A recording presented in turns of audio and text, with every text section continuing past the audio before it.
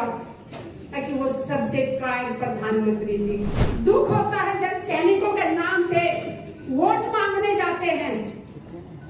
पुलवामा इनकी कमजोरी के कारण हुआ और जिसने कारगिल में अपना खून बहाया, दुश्मन से लड़ाई लड़ी, उसकी पत्नी को भी उन्होंने नंगा करके घुमाया। फिर कहते हैं कि मोदी है तो मुमकिन है। जवान शहीद होते हैं, उस दिन उसके घर में खूब सारे लोगों का आना जाना, सुबह से शाम तक लाइन लगी रहती है। लेकिन उसके बाद उस विधवा को अपना जिंदगी कैसे बसर करती है, किस तरह अपने बच्चों को पढ़ाती है, ये देखने वाला कोई नहीं होता। हमारे ये राजनाथ जी हैं, इनसे भी मीटिंग हुई, लेकिन हमेशा वादा किया जाता है कि हाँ हम सब ये किया जाएगा, लेकिन ना कोई विधवाओं की सुनने वाला है, ना कोई जवानों की सुनने वाला है। मैं उनसे पूछना चाहती हूँ, मोदी जी सदा कुर्सी पे नहीं रहने वाले।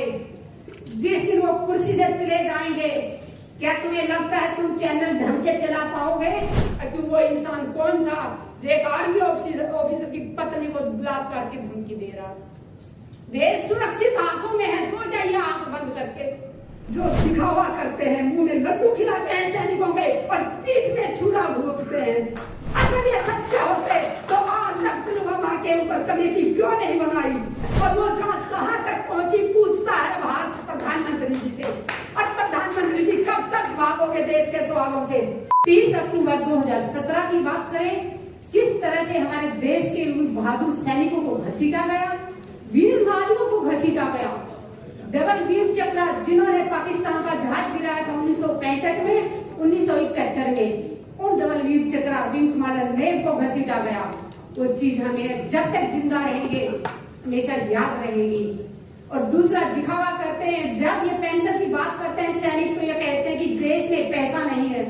प्रधानमंत्री जी अपने लिए 8,000 करोड़ का जहाज खरीद सकते हैं, लेकिन देश के सैनिक अगर उनसे जहाज को मांगते हैं कि उनको खतरा है रोड से जाने से, तो पुलवामा जैसी घटना करने पे मजबूर किया जाता है सैनिकों को।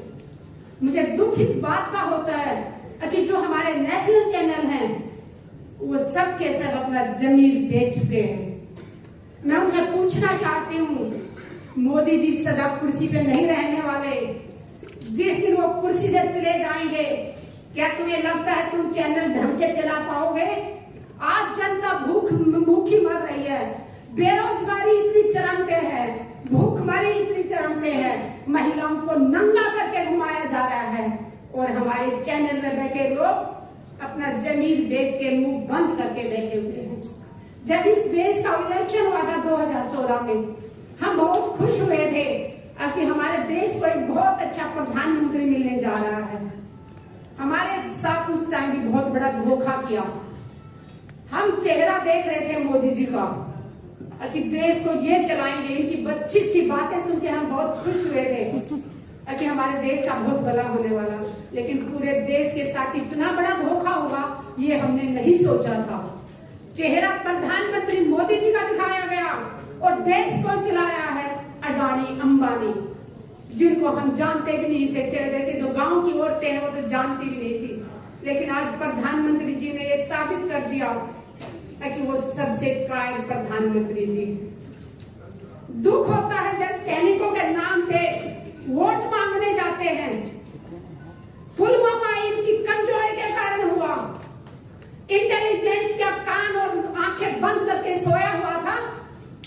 अगर वो ईमानदारी से अपना काम नहीं कर रहा था तो सरकार क्या कर रही थी?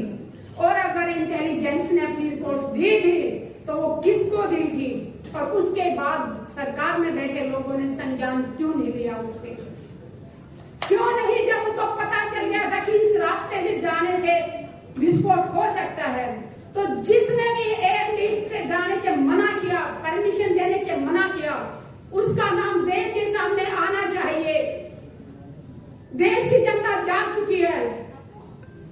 बहुत देर तक इन्होंने धर्म के नाम पे लड़ा दिया, जाति के नाम पे लड़ा दिया, बट अब देश जाग चुका है। देश के समझ में आ गया है, अगर आप भी नहीं बोले तो हम बोलने लायक ही नहीं रहेंगे। ऐसी हालत करने की तैयारी कर रखी है देश की सरकार ने कि हम सिर्फ दो टाइम की रोटी मांगने के लिए हाथ फैलाएं ताकि हम अपने हकों की आवाज न उठा सकें।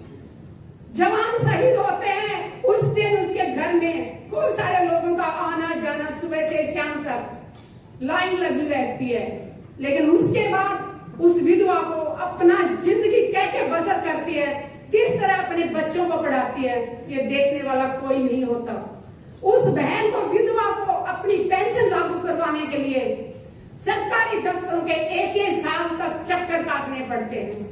हम बहुत बार रक्षा मंत्रियों से मिले हैं, मनोहर पारिकर जी थे तब भी मीटिंग होती थी, सीतारमण जी थे उनसे भी मीटिंग हुई, हमारे ये राजनाथ जी हैं इनसे भी मीटिंग हुई, लेकिन हमेशा वादा किया जाता है कि हाँ हम सब ये किया जाएगा, लेकिन ना कोई विधवाओं की सुनने वाला है, ना कोई जवानों की सुनने वाला है। और जवान विधवा की बात मैं इसलिए कर रही हूँ, मैंने उन वीर नारियों को बहुत नजदीक से देखा है, मैंने उन वीर नारियों की बहुत तकलीफ देखी थी। तभी मैं जंतर मंतर पे माँ बाप की कसम खा के धरने पे बैठी थी जन सतवीर के साथ। आप में से शायद कुछ लोग जानते भी होंगे, मैं 1 मिनट लेके अपना बताना चाहूंगी। मैंने 810 दिन रिले हंगर स्ट्राइक किया था, एक टाइम खाना खाती थी 24 घंटे में, सुबह से शाम तक सिर्फ प्लेन पानी पीती थी, और उसके बाद 11 दिन तक मैंने आमरण अनशन किया था। वहां पे बैठी थी तो माँ बाप की कसम खा के बैठी थी, किसान की बेटी हूँ और एक सैनिक की पत्नी हूँ तो पीछे हटने वाली नहीं थी। आईसीयू में पहुंच गई थी, 4 दिन तक मैं आर हॉस्पिटल में रही और मुझे बलात्कार की धमकी दी गई। और जब मैं FIR दर्ज कराने जाती हूँ, उस थाने की महिला SHO कहती है कितने चक्कर काटोगी, छोड़ो, ऐसे तो धमकियां मिलती रहती। मैंने कहा जितने भी चक्कर काटने पड़े, जिसने मुझे बलात्कार की धमकी दी मैं उसको जेल भेज के रहूंगी। आप यकीन मानेंगे 14 महीने बाद मेरी FIR दर्ज की, मैं दिल्ली की बात कर रही हूँ, और वो भी तब मैं महिला आयोग गई, साइबर क्राइम गई, दोनों तरफ से दबाव पड़ा। उसके बाद 14 महीने बाद वो FIR दर्ज की, और उसके बाद आज 30,000 कोर्ट में केस चल रहा है। आज तक नहीं ढूंढ पाए कि वो इंसान कौन था जो एक आर्मी ऑफिसर की पत्नी को बलात्कार की धमकी दे रहा। देश सुरक्षित हाथों में है, सो जाइए आंख बंद करके। अरे मणिपुर में जो हुआ उसको देख के कोई बहन सोई है क्या? हमें वो ऐसे लग रहा था कि वो हाथ जो छू रहा था उसके योनि को, वो हमारी योनि तक पहुंच रहा था। दिल रो रहा था कि उस हाथ को काट के फेंक दे। और जिसने कारगिल में अपना खून बहाया, दुश्मन से लड़ाई लड़ी, उसकी पत्नी को भी उन्होंने नंगा करके घुमाया। फिर कहते हैं कि मोदी है तो मुमकिन है, यही मुमकिन है। शर्म आनी चाहिए, सत्ता में बैठे लोगों को शर्म आनी चाहिए, खासकर जिस पार्टी की महिलाओं को शर्म आनी चाहिए। अरे वो इतनी गुलाम है कि इस पार्टी की एक महिला होने के नाते उन्होंने एक शब्द नहीं बोला, चाहे वो पहलवानों को घसीटा गया हो, चाहे किसानों के ऊपर, जिंदा किसानों के ऊपर गाड़ियां चढ़ा दी गई हो। तकलीफ होती है, बहुत तकलीफ होती है, लेकिन ये ज्यादा दिन तक चलने वाला नहीं है, पाप का घड़ाई का भरने वाला है। आप सबसे एक अपील करती हूँ, जाति में ना बटे, धर्म में ना बटे। सबसे बड़ा धर्म है इंसानियत, इंसान बन के जियो, इंसानियत सबसे बड़ा धर्म है।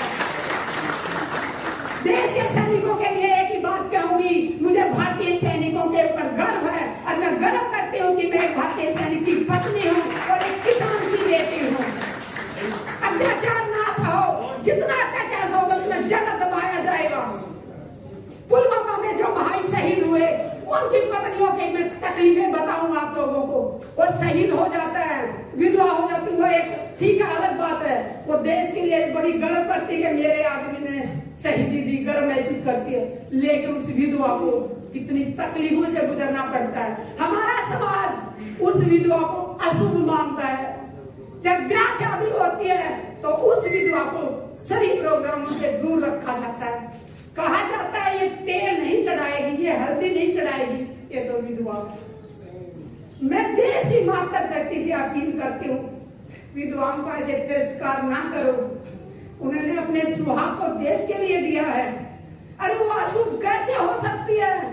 उसने अपना सिंदूर कुर्बान कर दिया देश के लिए, और उसको कहा जाता है कि तू तेल नहीं चढ़ाएगी, तू किसी को टीका नहीं कर सकती, तू पूजा में नहीं बैठ सकती, अजी तू अशुभ है। अशुभ तो ये लोग हैं जो दिखावा करते हैं, मुंह में लड्डू खिलाते हैं सैनिकों के और पीठ में छुरा भूखते हैं। अगर ये सच्चे होते तो आज तक पुलवामा के ऊपर कमेटी क्यों नहीं बनाई? अगर बनाई है तो उसमें कौन कौन सदस्य हैं और वो जांच कहां तक पहुंची, पूछता है भारत प्रधानमंत्री जी से। और प्रधानमंत्री जी कब तक भागोगे देश के सवालों से? इनके सांसद जब भी कोई सवाल करता है, चाहे पीटी उषा मैम से मैंने सवाल किया था जंतर मंतर पे तो वो भाग गई थी, मीनाक्षी लेखी से बात की तो वो भाग गई थी, जिससे भी सवाल करते हैं वो भाग रहे हैं। आज देश का बच्चा बच्चा जाग चुका है, प्रधानमंत्री जी से सवाल पूछेगा और आज नहीं तो कल प्रधानमंत्री जी को देना होगा, जवाब देना होगा। जय जवान जय किसान।